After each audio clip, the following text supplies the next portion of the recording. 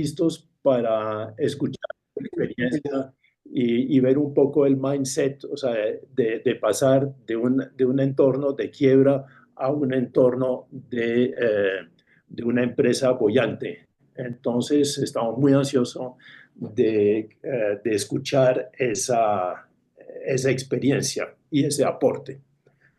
Muchas gracias, Carlos. Muchas gracias a todos los que se han conectado a este espacio. Pues mi vinculación con el Foro de Presidentes pues data de muchísimos años. Eh, Anteriormente estábamos trabajando en un ejercicio muy cívico, muy de educación, y a raíz de ciertas situaciones que se fueron presentando en las empresas por las crisis que estábamos viviendo, empezamos a hacerle seguimiento a un autor que recogió varias experiencias en los Estados Unidos de empresas que habían arrancado en el mismo sector, en el mismo año, y que una había salido adelante, había crecido en más de un 10% en los resultados de la Bolsa de Nueva York, y las otras generalmente habían desaparecido. Eh, Jim Collins.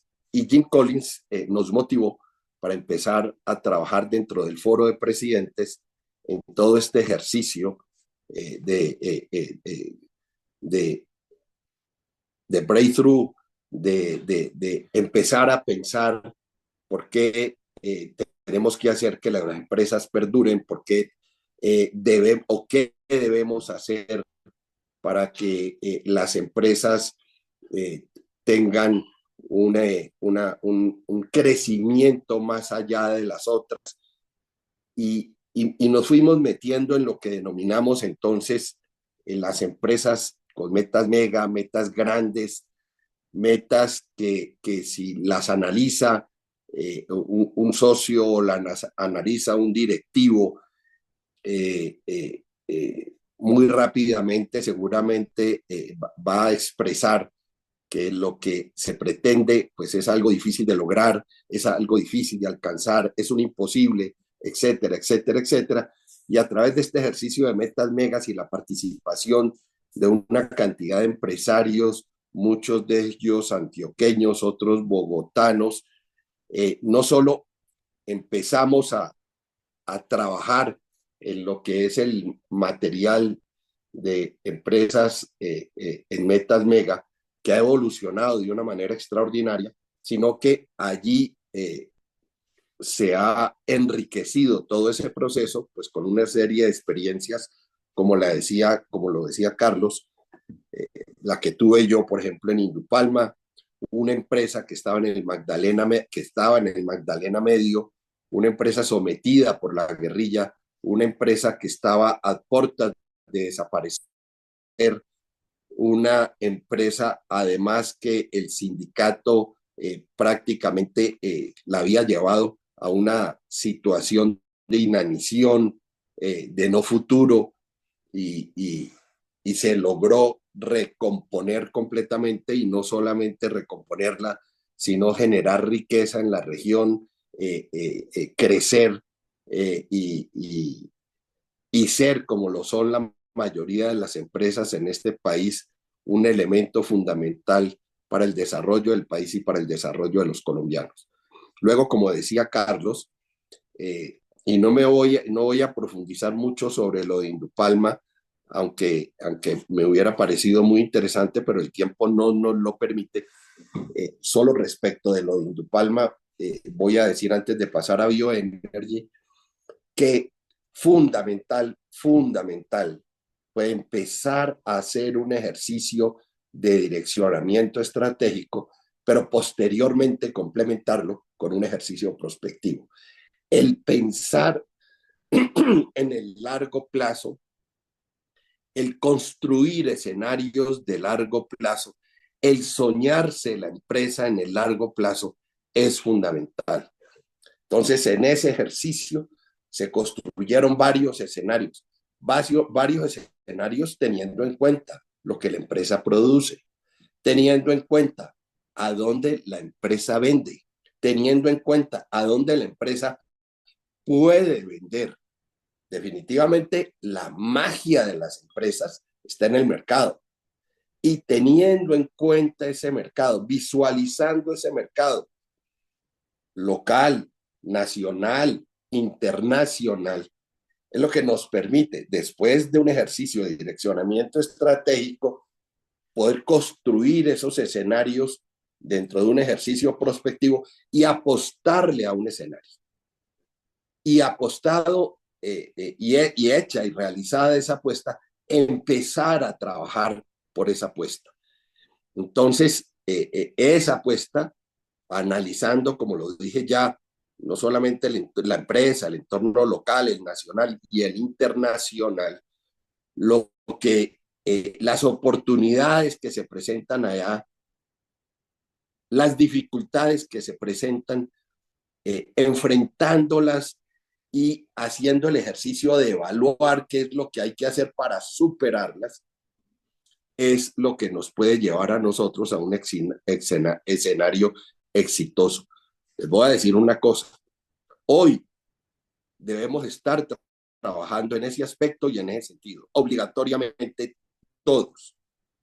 Hoy, el gobierno de los Estados Unidos ha tomado unas decisiones frente a México, Canadá y China, y seguramente las va a tomar frente a Colombia. Y las va a tomar frente a Colombia porque lo que está motivando las decisiones del presidente Trump, que se convierten en una expresión arancelaria, en subir unos aranceles, van a tocar y van a afectar nuestras empresas. Hoy podrían ser una oportunidad para nuestras empresas, una extraordinaria oportunidad para entrar al mercado de los Estados Unidos. Pero, de acuerdo, como ya dije, la motivación de las decisiones que está tomando, ¿no?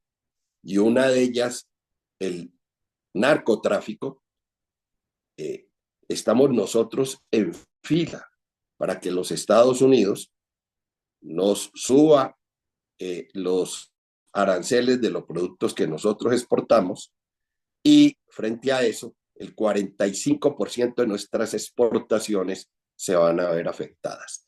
¿Y eso qué quiere decir? Las empresas se van a ver afectadas, los trabajadores se van a ver afectados, nuestra economía se va a ver afectada. De modo que los empresarios, este no es un tema con el que tenemos que reaccionar políticamente, no, tenemos que reaccionar como empresarios.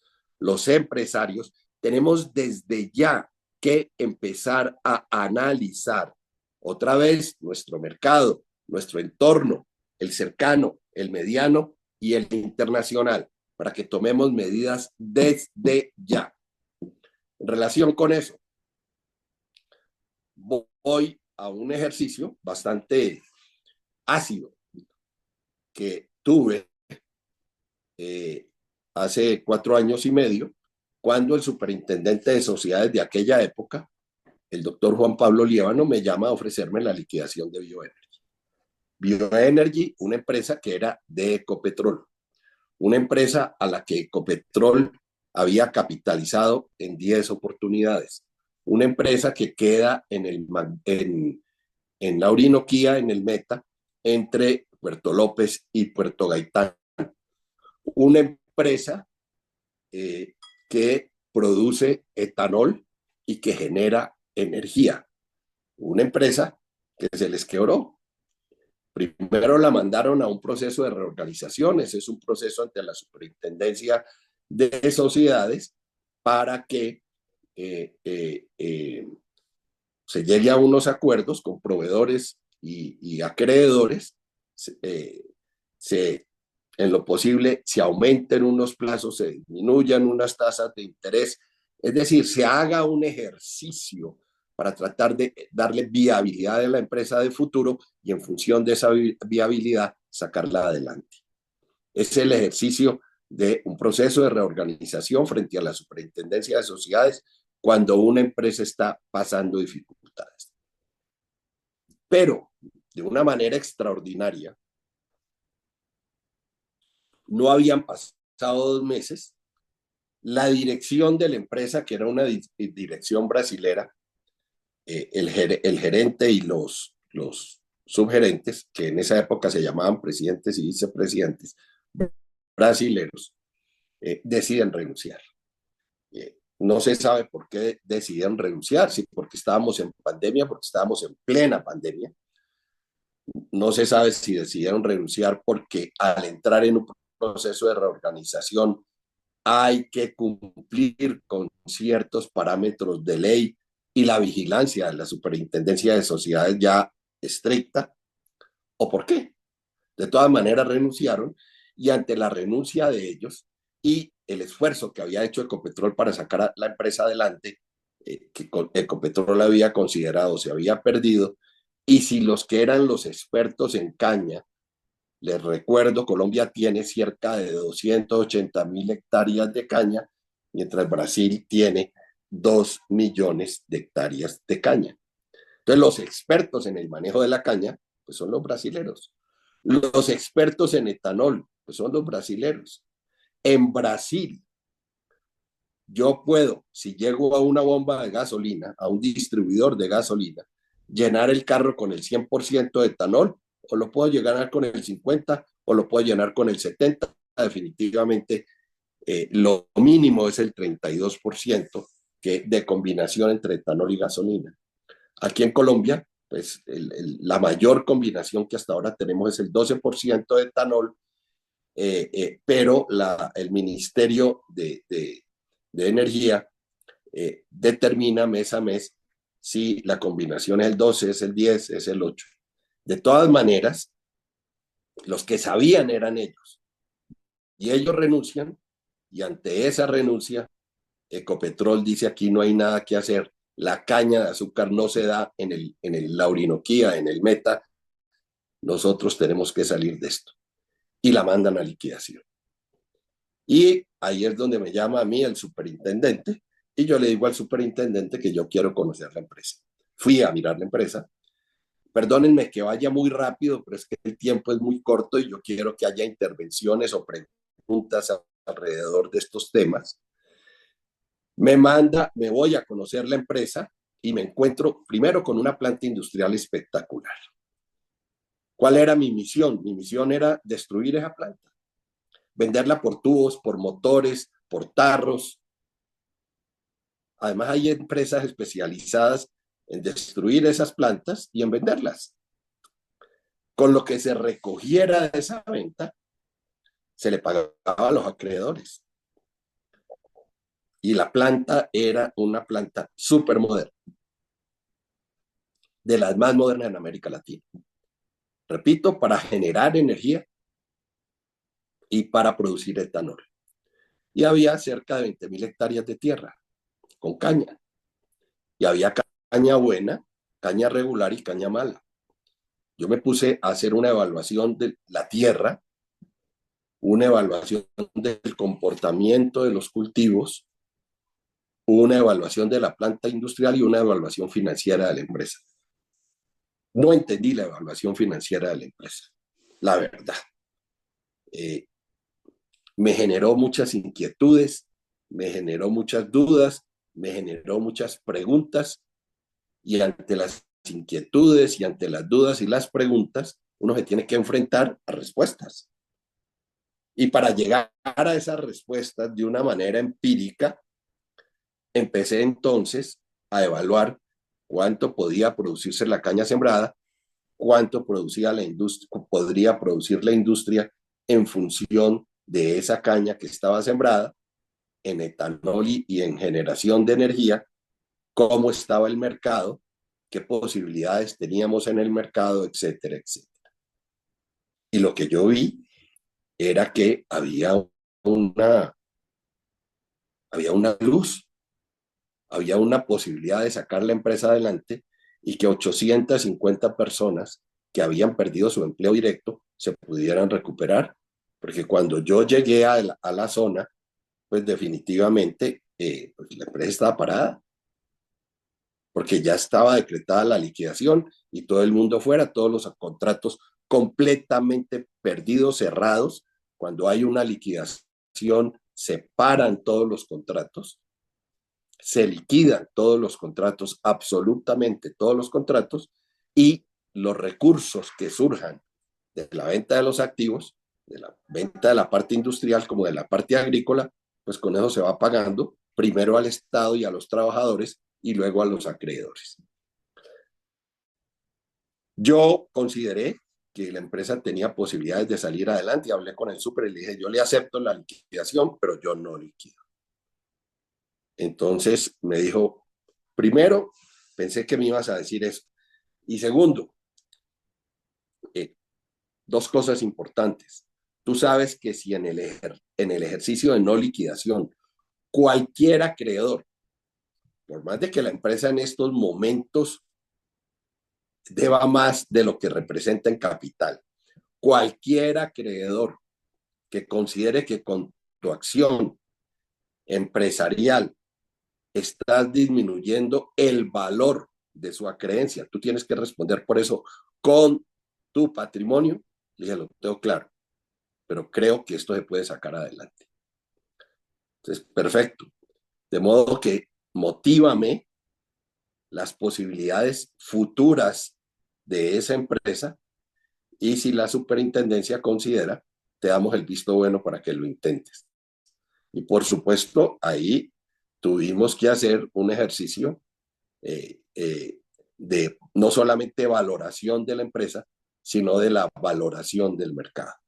Y en función de eso, la superintendencia evaluó lo que tenía la empresa, el mercado que había y las posibilidades que tenía de futuro. Por supuesto, para mover la empresa se requerían de unos recursos, 40.000 millones de pesos. En esos momentos, pues definitivamente, primero estábamos en pandemia, todo estaba cerrado. Segundo, pues los medios de comunicación no hacían sino hablar de Bioenergy como otro embeleco de Ecopetrol, como otra empresa en la que Ecopetrol se había equivocado y la había mandado a liquidación. Eso, por supuesto, no generaba un ambiente positivo, no generaba un ambiente de posibilidades y cuando uno se enfrentaba, por ejemplo, al sector financiero para buscar financiación de esos 40.000 millones, así se fuera en un crédito de tesorería, es decir, para ser pagado inmediatamente, empezar el proceso productivo, pues las puertas estaban cerradas. Acudimos a Ecopetrol para que Ecopetrol nos diera una contragarantía.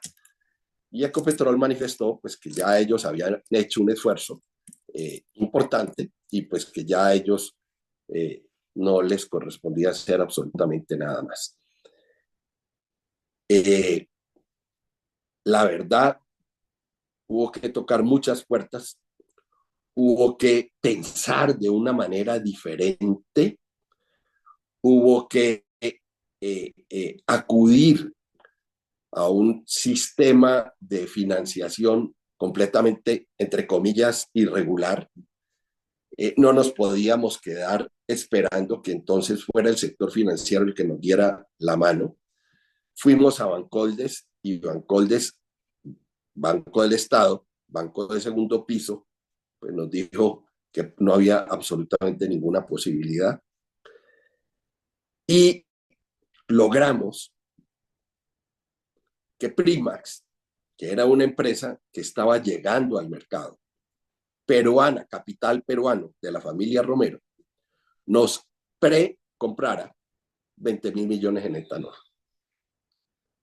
Pre-comprara, pero por supuesto, para que nos precomprara esos 20.000 millones en etanol y nos entregaran los recursos, una empresa que estaba parada, ellos no solicitaban una póliza de cumplimiento. Buscamos la póliza de cumplimiento, no encontramos la póliza de cumplimiento. Tuve la fortuna de estar. Les salgo salir de la reunión, ¿no? Sí. Tuve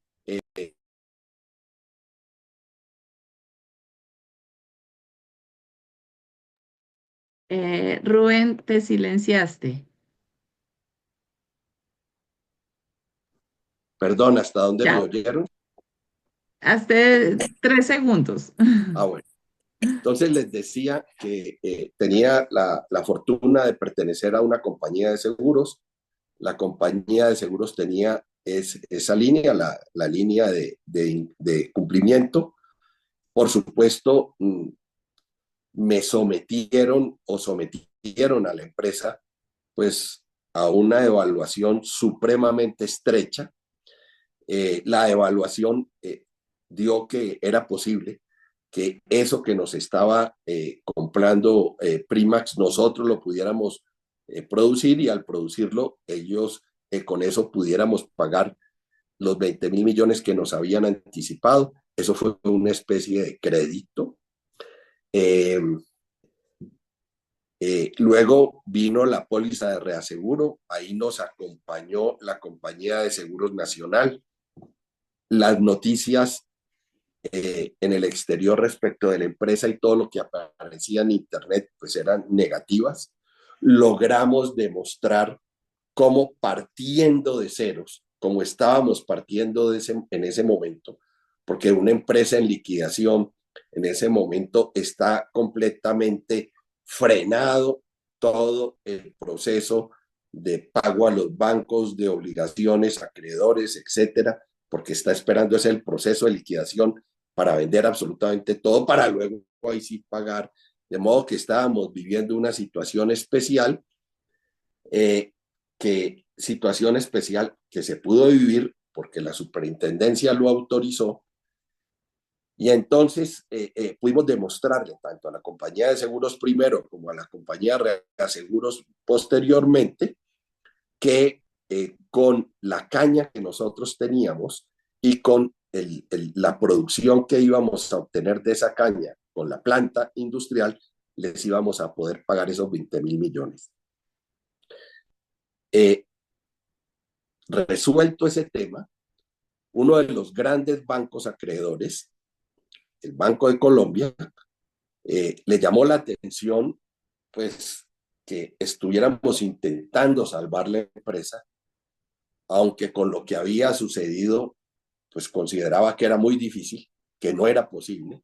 De todas maneras, mandó a hacer una evaluación tanto del cultivo como de la planta industrial, y en la evaluación ellos recibieron un informe en el sentido de que sí les podíamos pagar ese crédito de tesorería, otros 20.000 millones, con lo que teníamos, con la caña y poniendo a funcionar la industria.